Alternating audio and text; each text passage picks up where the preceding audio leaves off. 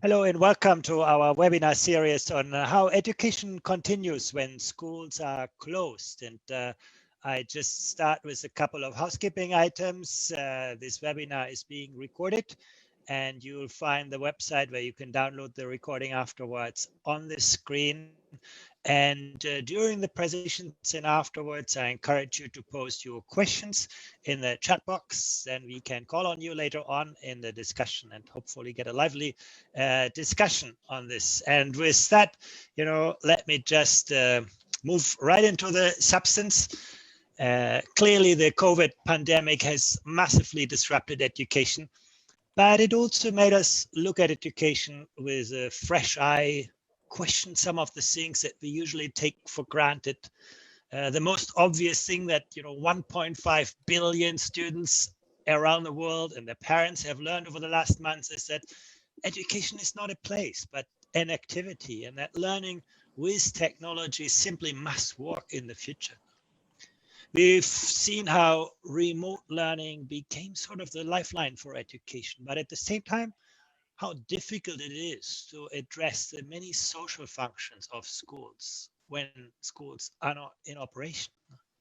We've seen how access, the use, and also the quality of online resources have hugely amplified inequality. They have not created inequalities, but they have amplified and made visible the many inequities and inadequacies of our education systems. Now, while typically we see technology as the great promise, as the great equalizer, so there are some real challenges involved. Accreditation is at stake for many young people moving, from school into the labor market, getting the certificates, getting through the exams, really big question marks. And simply for teachers in schools, this has been an incredibly steep learning curve. It's no longer about what you learned in your initial teacher training. It's about just-in-time learning. Huge needs for just-in-time professional development needs. How do we prioritize curricula? Now, when there's less space, less time available, how do we choose what really matters most? Is it, going back to the basics, or is it, opening up to address the much broader range of social, emotional, and cognitive outcomes? But amidst all of those challenges, the crisis has also elevated really lots of really innovative learning environments. And many countries have found amazing ways to respond to the pandemic. We know a lot about that. A lot of that has been written up, but what we know much less about is the process of successful policy implementation. How have countries succeeded in this rapidly changing environment, in a real-time environment where, every day you wake up in a different world, and still, how do you make choices? In a world where what you knew and did yesterday may not necessarily be the best guide, what is relevant today. So when looking outwards to the next teacher, to the next school, to the next country is so important. How have countries managed this process of implementation? Well, the Harvard University Global Education Initiative, the OECD, and the World Bank Education Global Practice got together to look precisely at this aspect of policy implementation. The how to get things done, how to make change happen. This is what this webinar series is really about. And we have a great panel to discuss this. State Secretary Tiana will tell us how Spain, and that's one of the countries hardest hit by the pandemic very early on, has been able to build a really powerful portal for education. And I think less than a couple of weeks, really. And they have really been able to build genuine ownership around it, by parents, by teachers, by schools, by the private sector. I think it's a fascinating story that we're going to hear about. Then we have Fernando Reimers from Harvard with us, who has been very much the inspirator of these education continuity stories, and who has been one of the people I know who brought together people at the international level first to address the challenges by this pandemic. And we have Jaime Saavedra, head of the World Bank Education Global Practice, here with us, and one of the most influential players on the global education scene.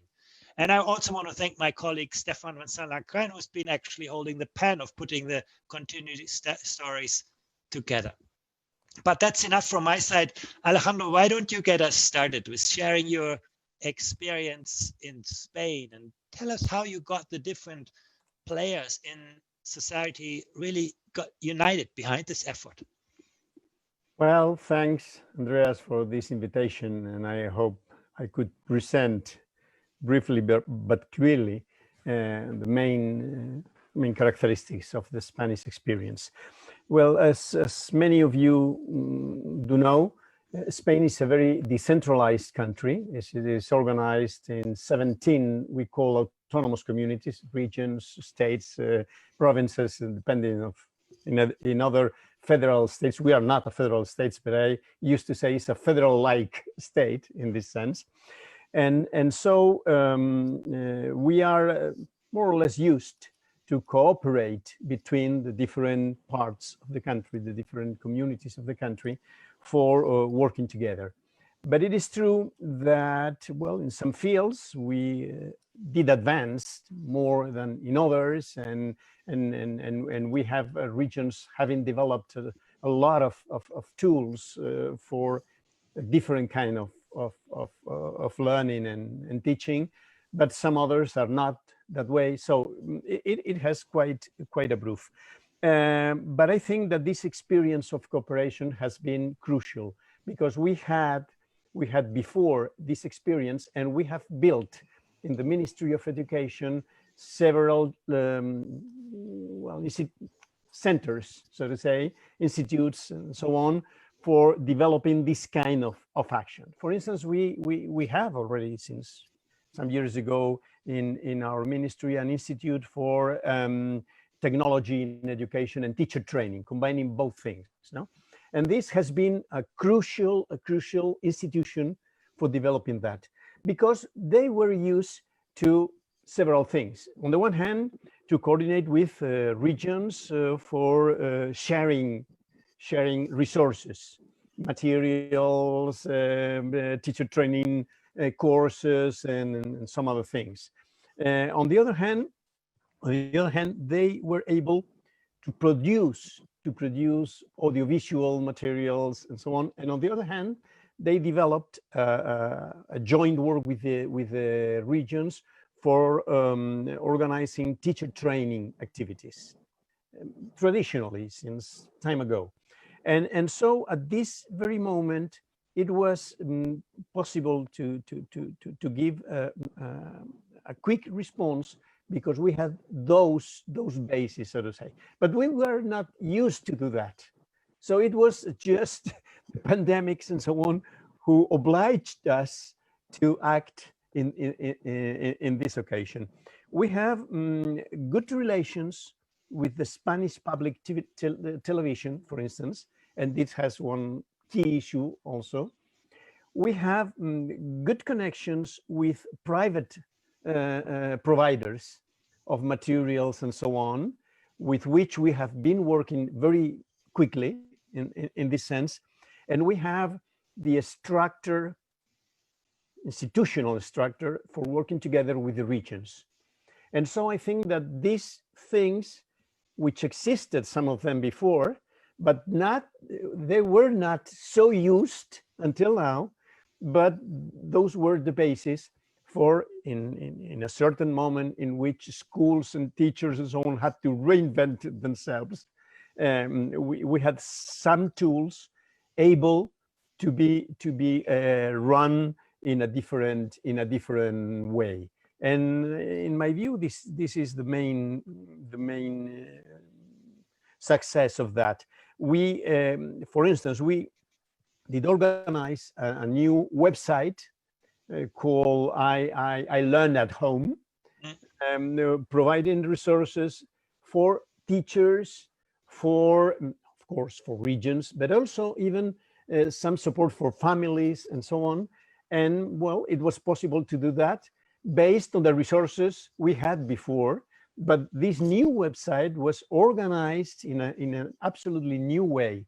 Or for instance, we created very quickly several teacher training courses, but also adapted some training courses we had before for the new circumstances. I think this is probably the main strengths existing before, for allowing that. But Alejandro, you could argue many countries have institutions like the INTEF, institutions for professional teacher development. How did you succeed to repurpose them in this short time, give them a new mission, bring them on that mission, and get everybody along to do that? That's really the remarkable part. I think the institutional framework in Spain, I think, is not unique, really. Yeah. Well, I have to say that it was just the effort of the persons working in that. The institution existed, but it was the work of the people. No? And it is true that the pandemic made a two-side effect, so to say. On the one hand, it was the astonishment of this new situation, unexpected and obliging us to react and not knowing very well how to do that. But on the other hand, it acted as an instrument as a challenge for many people. And in fact, there were many teachers in Spain not working before online or at a distance or whatever, doing that very quickly. And it was the same for our institutions, no? And INTEF, for instance, had to adapt very, very, very quickly.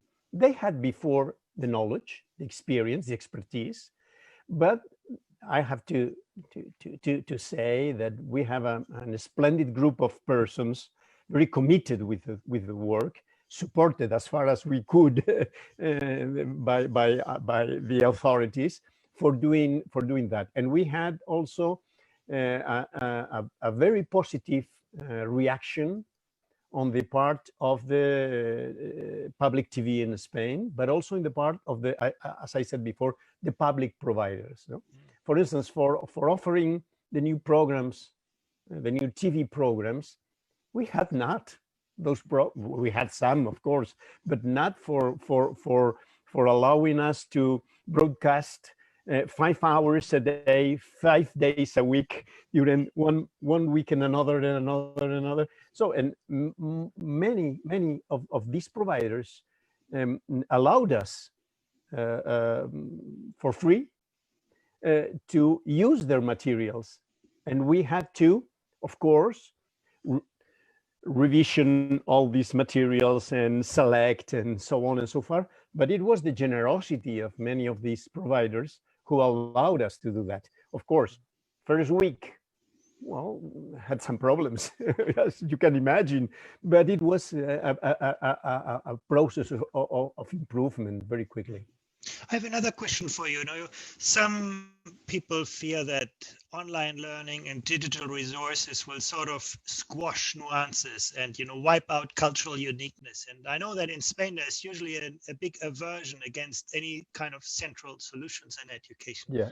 How did you create this space for regions, for schools to find their own place in this learning platform and to create and maintain their identity? Well, in fact, it was, well, some countries I have read, I don't know, but by myself, but I have read that some countries did establish, for instance, huge platforms for learning from the ministry or from the central state or whatever, and develop that very quickly.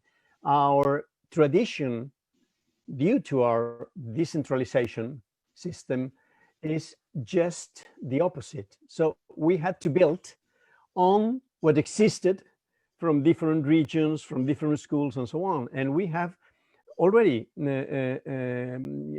built several repositories, for instance, receiving materials from schools, from teachers, from different sources. And so it was not needed. This is my point, at least. It was not so needed to empower them to use it, but they were empowered because they were their own materials and so on, and it helped to this kind of use you are mentioning. Yeah, I must really say, I think the Spanish experience really shows us that digital learning does not mean one size fits all. You can actually build a lot of granularity in those kinds of solutions. Another aspect that I find really interesting in your work is that you started with age 6. You know, and most of us are quite familiar with online learning for people in high school and middle school, where you know you can manage your learning, where you can work with complex platforms. Yeah. But you actually started with the youngest. What was your experience there? Well, for instance, it was one of the issues we decided to test when using, for instance, TV. TV was a mean to reach people with problems of connectivity. Our schools are well connected. We have invested a lot in this last years, but it is not exactly the same of every family and every child, no? And so there are childs and families without a good connection.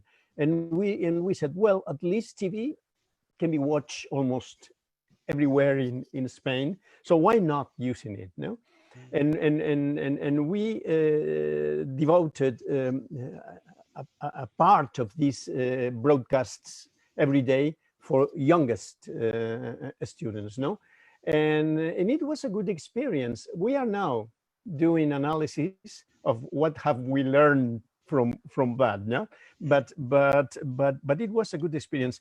If you allow me to say, I have one of my granddaughters is 6-year-old, is in first of primary, and she looked every day at TV, especially mathematics. She likes a lot of mathematics, and she followed it.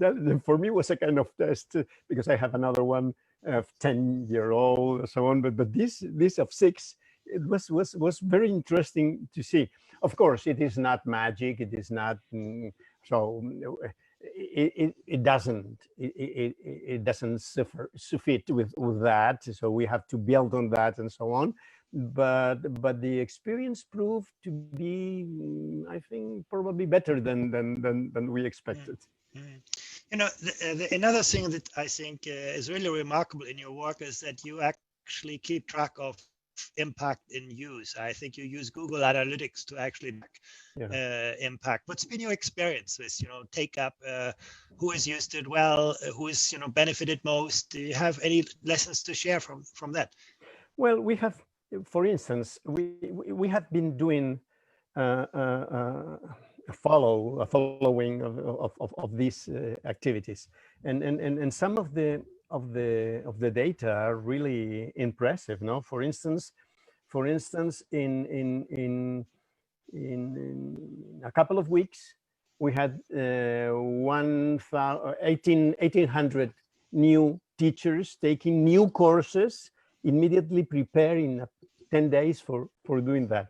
For instance, this platform we created in 10 days. In 10 days, grew up the number of visitors from 6 million pages watched every day to 22. On the 25th of March, there were 22 million.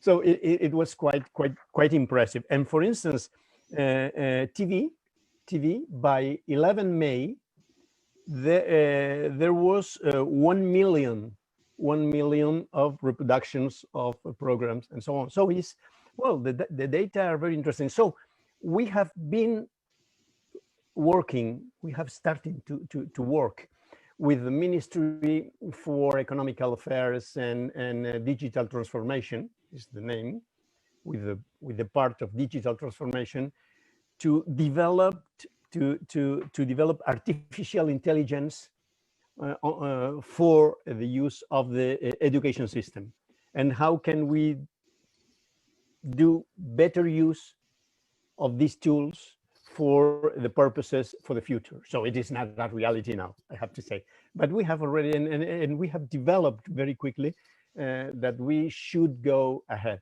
And another thing I have to stress is that we have made a big effort to provide with instruments, mostly tablets, but also some computers and so on, to the most underprivileged students in different regions. And we have reached, for instance, agreements with Telefonica and Orange, for instance, and Vodafone, and also with Cisco and IBM and others for providing tools with cards for well, a number of gigas for a couple of months.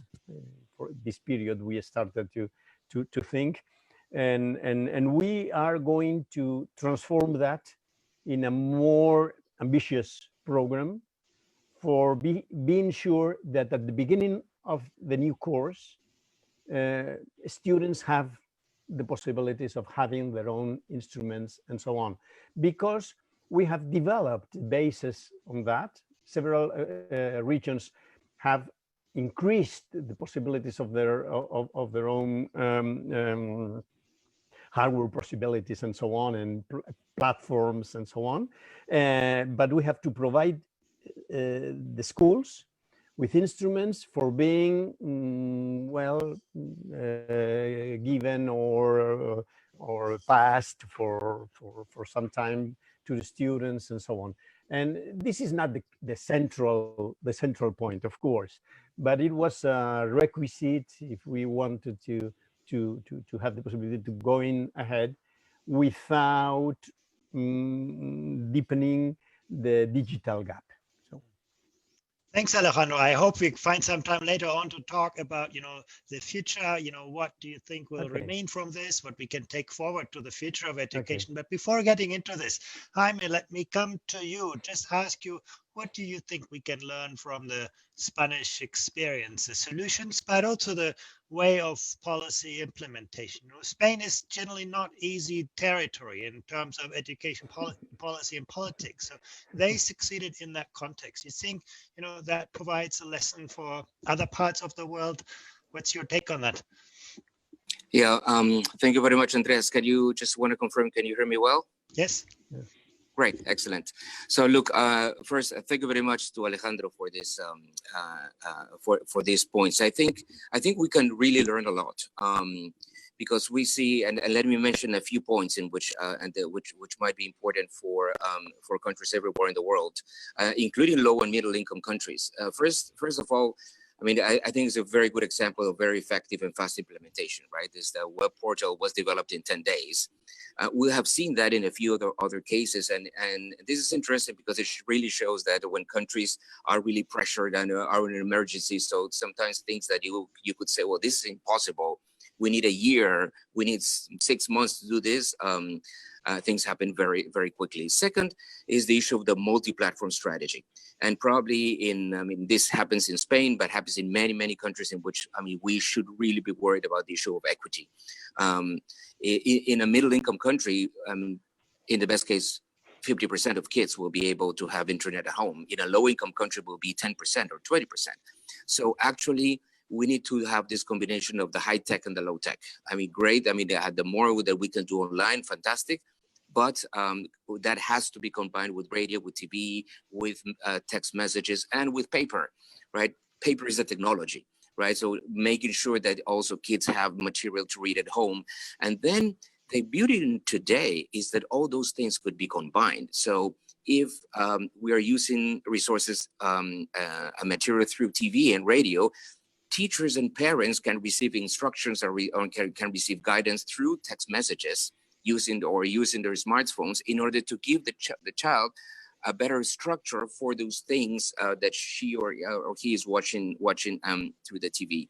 So I think that multi-platform strategy, which we're seeing in many countries, is absolutely critical if we want to reach many, many children. Thanks. Then this huge level of coordination among different actors, right? Including, between the public sectors and private sectors, right?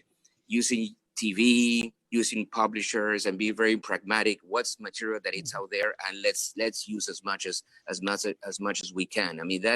That level of coordination and that flexibility, I think it's really critical. And then this idea of making sure that we reach as many kids as we can. Fantastic that there were, programs that were engaging and you could reach very large levels of audience. But actually, just one aspect in general, the key point is to see are we really being able to reach all children, right? The main risk of this crisis is the huge levels of inequity that can generate. We know that some kids will be able to engage more during the lockdowns with the education process, others less. But through public policy, we need to make sure that we reduce those gaps as much as we can. Yeah, no, I think these are very powerful kind of lessons, I think, for not just, the emerging countries. I do think we struggle with this all around the world, really. No, I think even, the multi-platform strategy that you highlight, even in advanced nations, online learning just doesn't work very well for young children. Actually, that's where television alternatives can be very powerful. So it's not just about access. Exactly, and everywhere, it has been a huge effort for teachers, right? Even in countries who were better prepared to do online, teachers were not really all of them. Some of them were prepared, but many were not. So even in richer countries with a better technology in the education systems, still the human factor that had to adapt to this new world. I mean, that has not been an easy experience for anyone. But again, those were things that we were thinking for the future, right? We would say, well, in the future, yes, there will be more online components, kind of that the future has been propelled to today, right? And many things that we thought that would have to happen sometime are starting to happen today. Yeah, does that make you sort of optimistic in the countries that you work with, that sort of they will leapfrog kind of current institutional barriers and use technology to sort of make things happen where there were bottlenecks in the system?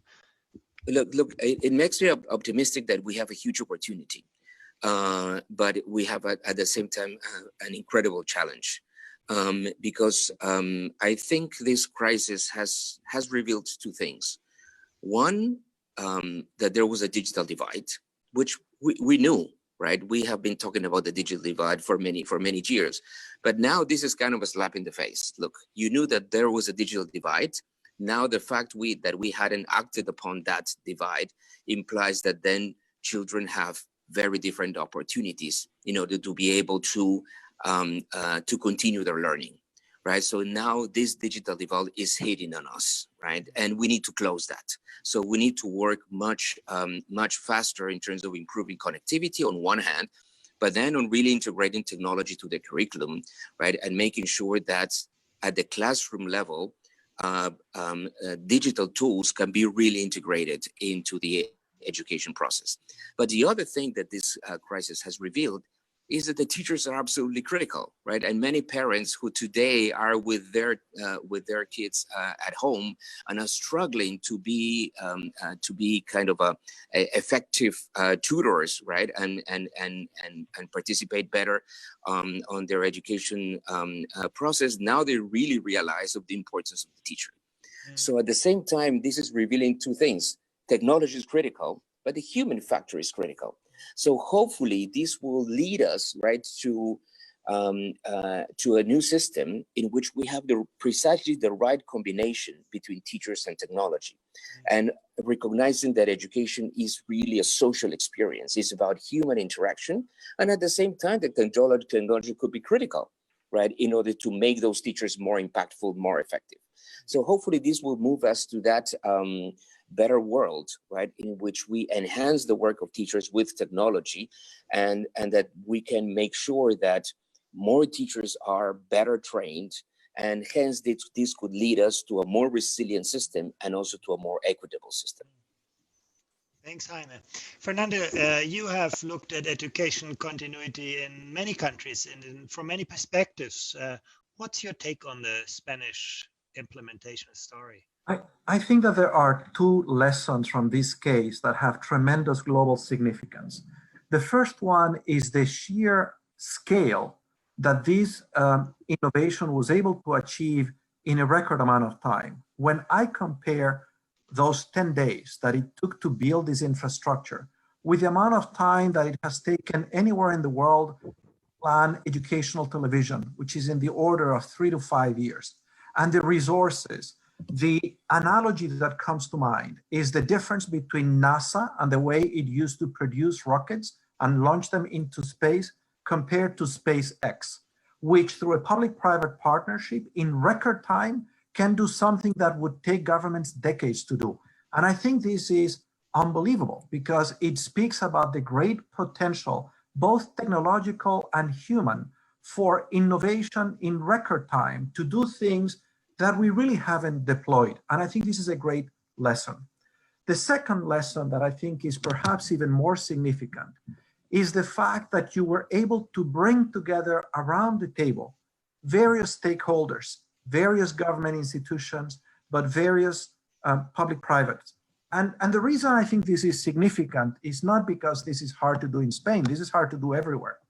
It's because when we think about the long-term impact of the pandemic, which I'm very concerned about, not on education, if you look historically, right, this could go one of two ways. Pandemics have really changed societies fundamentally. If you take Italy, the pandemic of 1360, which in 3 years wiped out a third of the population in Italy, it's a pandemic that eventually brought the Renaissance. It basically destroyed the Middle Ages. If you look at the pandemic of 1918, it's a pandemic that brought Hitler. It's a pandemic that arrived in Germany at the same time the Weimar Republic happened. And it really made a total, it caused such an impact in depressing municipal spending in Germany that it marginalized more and more people to the edges and made a total unknown, someone who in other circumstances would have been not a problem, Hitler, the Chancellor of Germany.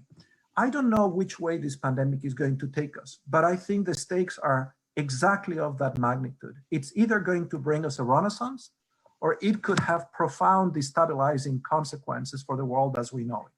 And in that sense, in a world where we're already challenged by these rising populist movements that are not really committed to democratic, they're not committed to the values of the Enlightenment, they're not committed to globalization and global institutions. And Spain is not immune at all to those things. Those pressures are absolutely alive and well in Spain.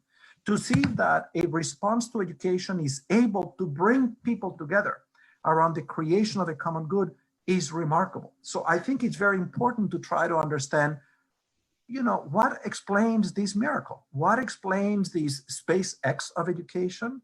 And what explains this even more profound social innovation that was able to bring a society that is so divided in so many ways, that was able to bring all these actors together? And what I hear in Alejandro's story is the power of actually doing something, as opposed to sitting there and talking about the problem, which many organizations, it's the most predictable outcome for a government. The most predictable outcome for a government or any institution is to basically be paralyzed, hunker down, try to protect. It's not to actually take risks and do something. But you look in this pandemic that the people who have taken decisive action, whether it is the Prime Minister of Australia or New Zealand or Angela Merkel or in education, actually are the ones who've done well. Decisive action and courage and risk-taking seems to be a more adaptive response than kind of sitting there or hiding under the bed or waiting for someone else to solve the problem. So that's interesting. I also think that these examples speaks about the power of rapid prototyping, right? That's the SpaceX analogy. As opposed to sitting there and waiting to have something perfect, is let's do something and improve it and use feedback, use information as a way to improve it. I think that is very, very interesting. I have some questions about where this goes. I mean, it seems to me that this is an innovation that is not just of the moment. What you have built in effect is an expanded delivery system that now brings in much greater partnership to the task of education, the home, other institutions. I imagine that Alejandro, whom I've had the pleasure of knowing for some decades now, is thinking, how do I make sure I keep this? Because it would be a huge missed opportunity if once we move into the end of this pandemic, which will come someday, not right away, but it'll come, we kind of pretending to go back to normal. So maybe in the second round of questions, you can talk to us about, you know, do you foresee, was this just a lucky moment in what is going to be an inevitable continuation of these dangerous trends of fragmentation, challenges to democracy? Or is this the beginning of something really quite positive that might lead us to a renaissance, at least in education? Thanks, Fernando. I think we have plenty of questions already from our audience, so maybe let's bring our audience in. Henry, do you want to take us through the questions? Sure. We've actually had quite a few questions. I want to remind everybody there is a couple of ways you can ask questions: through the Q&A, through the chat, and if you're on Facebook, you can post a question there too. So first question we had is for Alejandro. What is Spain's philosophy in terms of assessment? How are you assessing the kids now in this new normal? Well, assessment has been an issue of debate in Spain because, well, I did focus mostly here on these changes, but of course, the experience we had is a broken academic year, continuing in different ways, of course, but well, and how to assess that situation, no? And we have, and thus has provoked an interesting debate about the conception of curriculum and the conception of assessment. By the way, we have already been before that starting a reform of several aspects of education in Spain. We are producing a new law of education, not a general law, but some changes on the existing one, and several of them are especially oriented towards curriculum, assessment, and so on. And so this situation has provoked this kind of debate because, for instance, well, the Spanish curriculum is a very rigid one and very extensive, wide, and so on. But well, it was impossible to do that under these circumstances. So we have had an agreement with the regions that, well, curricula should be, let's say, shortened or focused to the essential learning and competencies and so on. But we are not very used to do that. That is the reality. And we have to focus on that and to assess that. And so it has provoked several debates between communities, teachers, and so on and so far.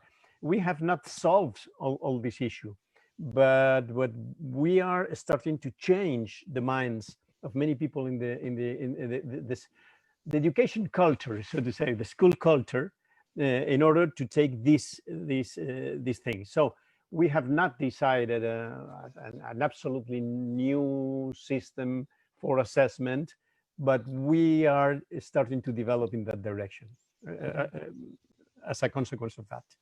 And maybe that's also where really the promise of technology lies for the future, to integrate the world of learning and the world of assessment. At the moment, you know, assessment takes time away from learning and it often narrows learning. And I think if we integrate the two, if assessment becomes part of the learning process, I think we can make huge gains in sort of really understanding how students learn, what students learn, and give teachers the kind of granular feedback. You know, I think that's something that we should be working toward. If you allow me, I have to say that, well, my feeling, I have been teaching for decades. My feeling is that in Spain, the culture of teachers, of schools, and so on, is a bit heavy, so to say, and it's not easy to change. So we have been able to do things differently. You mentioned before, Jaime and Fernando, but also due to the circumstances. And we had a shock. And under this shock, there were two possibilities. One, state crashed or say, well, we have to do something. And we started to do that. But when normality is coming back again, new normality, who knows what, but anyway, these two forces towards innovation and towards keeping things as they were are present. And we have that debate, and we will have that. And I expect to have that debate in the coming months. Alejandro, there's another question, I think, really important one, and that's about the role of government. Let me take this question even further. You know, there's a lot of material out there. You know, there's a lot of content, you know, television, internet, everything. what role do you think government should play? Is government the platform provider, or is government the curator and the designer of that content? Or where do you see, in the case of Spain, your role? Well, I see several roles. We have already developed a lot of things, and we have to continue that way, making things better, sure, but keeping that. But we have to offer that to the regions, because we run some very few schools, and mostly out of Spain, Spanish schools that are out of Spain. And so as providers directly to the schools, our role has to be mediated, so to say, through the regions. Well, we can reach the schools directly, but we have to make this kind of agreement. So we will continue to do that. We have said a more intensive work in cooperation with the autonomous communities, and we will continue to do that. And for instance, specifically, the Spanish public TV has told us already that they want to rethink about the possibility of developing an educational TV more seriously than before. And it is due to this experience, because until now we have not been able to produce a lot of materials. We have been using already produced materials. But for instance, they are telling that. So it's quite an opportunity, because of course we have to debate about what is the best way. Well, is it just a live broadcast or internet TV or whatever? And so things are moving in this sense, no? And I think that the role of our ministry should be as promoters and as a lever to develop these kinds of things. It is not credible in Spain having the Ministry of Education doing things as it will be the case, for instance, in France or Portugal, two neighbor countries, but more centralized than we are. Very interesting. Henry. Yeah, a lot of questions coming in. So for the audience, if we don't get to your question, I apologize. We're having to pick from a big list here. This one comes from Facebook, the Facebook live broadcast now. How can we keep track of students' engagement during online sessions, and what new ideas have been initiated by students? So I guess first to Alejandro, but I guess that one also can be answered by anyone. So. Well, we have tried to support teachers to do that, because they were not used to do that. Well, I myself I have been the rector of the Spanish Open University Distance Teaching, so I have been working in this field specifically, and I know the differences in this case. For us, it was a key issue, but in fact, we didn't succeed absolutely, because we succeed keeping in track many students, but it proved to be very difficult for several of them and for some groups of them. And I think this is one of the issues we have to develop. And I think that our teachers are not so used to do that, and they have to learn how to do that in a different non-face-to-face situation. Fernando, Jaime, any thoughts on that?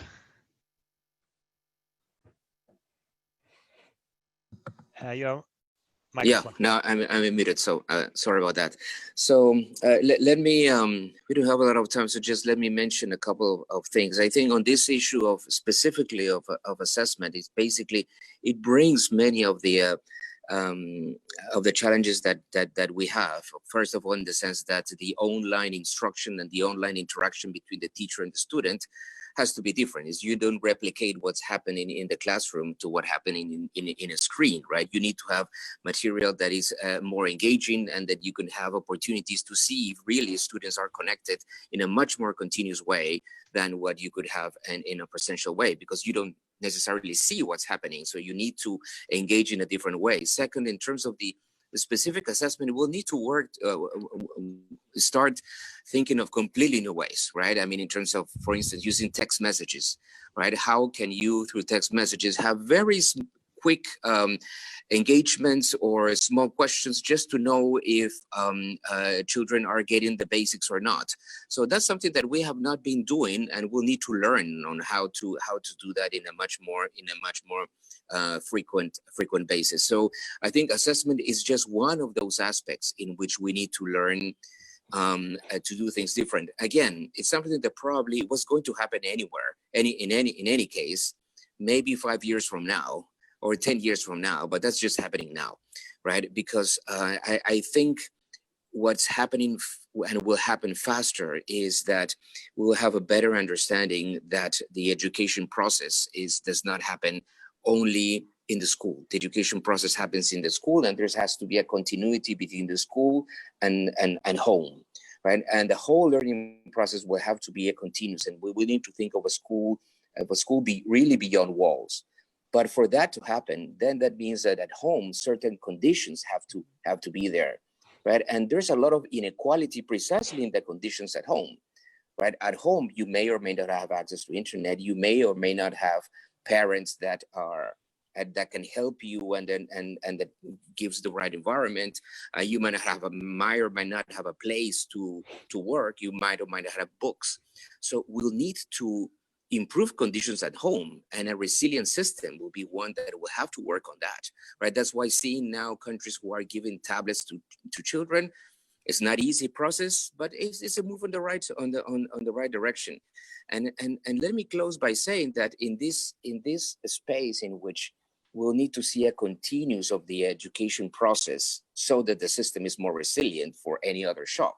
This continuum between the school and home, we see that there is a new role for several players. And Alejandro was very clear on that. There's a new role for mass media, right? And I think radio and TV from this experience have to understand that they are a critical factor in the education process of our children. So what they see in TV is extremely important. And it's in part is having the TV that gives more education content, but it's also about the whole TV experience, right? It's both things. And also the role of the parents, right? The parents, I mean, we always knew that were important. Well, now we know that they are extremely important, right? It's not like, okay, so I enroll my daughter in a school and I maybe pay a tuition and then that's their job. No, it's not their job. It's a collective job. I mean, of the community, of the parent, of the society. I mean, it's really an integrated effort in order to bring, to give children and young people, right, the right education experience. Fernando. Yeah, I think the field of educational assessment in education started hand in hand as a tool for curriculum development and improvement, rather than as a way to assess the capacities of people to promote them to other levels, which came later. And it's no different here. And I'm sure that Alejandro and his colleagues are already thinking about how do they use assessment for the formative purpose of improving what they have built, which is this alternative delivery system. And I can envision two kinds of information that are going to be critical. On the one hand, simply information on user experience, right? The kind of information that any product developer in the digital world uses to improve an iPhone, an app, or any kind of digital product. I'm sure that they know they need that and they're looking for ways to collect that information from their users. But the second kind of information, which I suspect they have, I don't know your platform, but assuming that each user has an account, a unique account, and that you have on the back end information on how they're engaging with the platform, you're probably swimming in data right now. I only say that because I was part of the initial group at Harvard that was overseeing what kind of research we were going to do with edX. And our challenge was not the lack of information. Our challenge was that we had so much information that we had to decide how do we use these intelligently. And yes, AI is one way to help you do that. But obviously, the kind of information that I would need first, that anybody would need first, is how much are your students engaging? I actually have been teaching online for a decade. And the beauty of teaching online is that you have the footprint, you have the entire footprint of what every student has done, how much time they have engaged with what text and so on. And that's very valuable when you're designing curriculum, when you're designing materials. If you put something out there that you think is great, but nobody engages with it for more than a minute, you know you need to do something. And so I think that there is an opportunity to have very rich data that can be used for process improvement. At the same time, it is also the case that these online platforms give you the opportunity to collect a record, an entire portfolio of performance, which is much richer than any kind of assessment that in the past, I mean, as you know well, Andreas, from your work in PISA, is really about sampling segments, very short segments of performance. And the only reason we sample is because it was very expensive to do otherwise. But nowadays, that has changed completely. If you have a record for a person, and if they spend a substantial time of their learning online, the need to sample is gone. The need and the challenge is a different one, is how do you use all the data that you have? Because a human probably analyze that in any useful way. So I mean, I would think in the case as it's written, that was a section that was missing for me. And in Alejandro's presentation, I did get the sense that you're using information in terms of how many people are accessing, but I didn't get enough of a sense of whether you're using richer information on engagement by student to help you understand which students are actually learning, which are not, which is, you know, the first item of business right now in the second phase of the pandemic and subsequently, and which is an item of business which, if you think about traditional education, we never have been very good at. You know, school systems typically they have enrollment, which doesn't tell you anything, and then they have attendance, which tells you very little more. But we don't really know where the attention of the students is. And with an online platform, we have a much better grasp of at least how much time a particular digital item is open, and whether the student has done anything in response to that item that can help us infer that they're really engaged with it. Yeah, you know, Fernando, the power of learning analytics, I think we are just scratching the surface. And I can tell that actually it's the same as our experience from PISA. We are now actually getting more interesting information from how students solve problems than just whether they got the answer right. So I think very, very powerful. As always, time flies. We are getting to the end of our session. I want to come back to you, Alejandro. Tell us a bit about, you know, your expectation for the future. You know, what we see from your experience is that real change often happens in deep crisis. And I'm really interested what you're going to take away beyond the crisis. And I'm not just interested in, you know, the tech and blended learning aspects, but how are you going to maintain the agility of, you know, change that you have seen, the resilience of stakeholders, the collaboration, the innovative capacity of the system, and also the whole of society experience that you have had during this crisis? How do you see the future? Well, for us, this is a key issue. Connecting with the last part of Fernando's speech, we have already set a group working on artificial intelligence in TEF in connection with the Secretary of State for Digital Transformation. They are very interested in that, and they are supporting us just to work in that direction.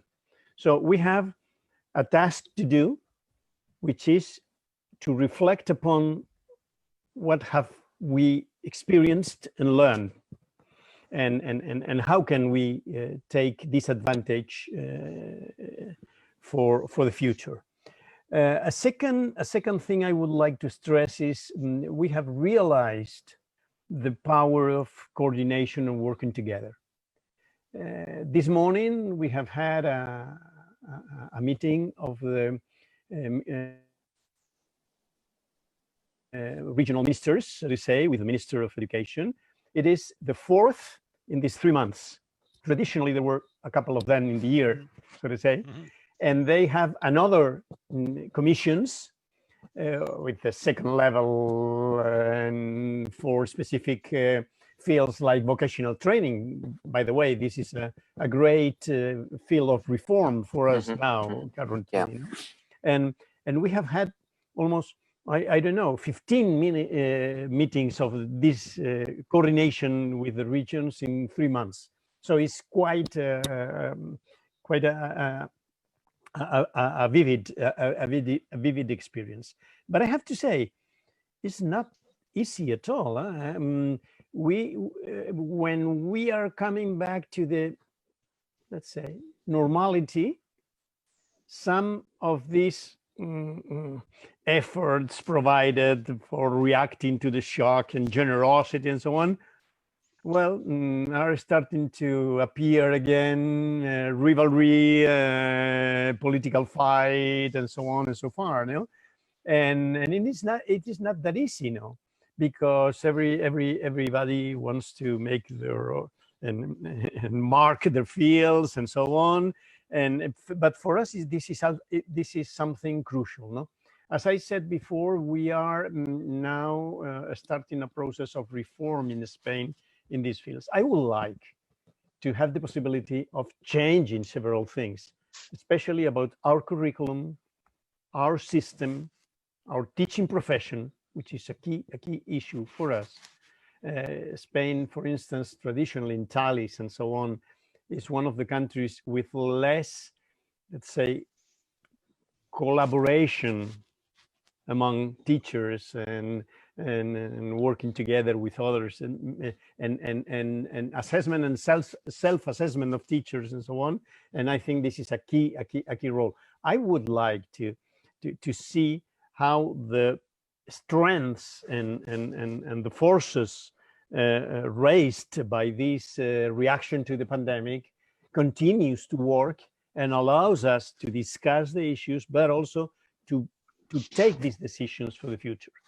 But I have to say, sometimes I'm very optimistic, but sometimes I'm not that optimistic, because I know that traditional forces are also working, and the system doesn't change as such in few time.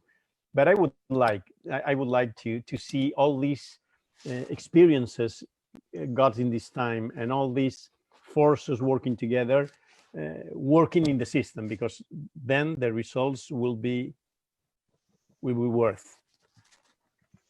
Thank you, Alejandro. Thank you what you've done for Spain. Thank you what you've done for education globally, and also for sharing your lessons so generously with us. And thank you, Fernando and Jaime, for contributing. And this is not the end of the story. You can find the recording at the website indicated here, and we will have our next webinar on Colombia. It's another remarkable success story, and you're going to be able to follow this on Tuesday, 23rd of June at 4 o'clock Eastern Standard Time. Good. Thank you very much, and see you on the 23rd. Thank you. Thank you very much. Thank you so much.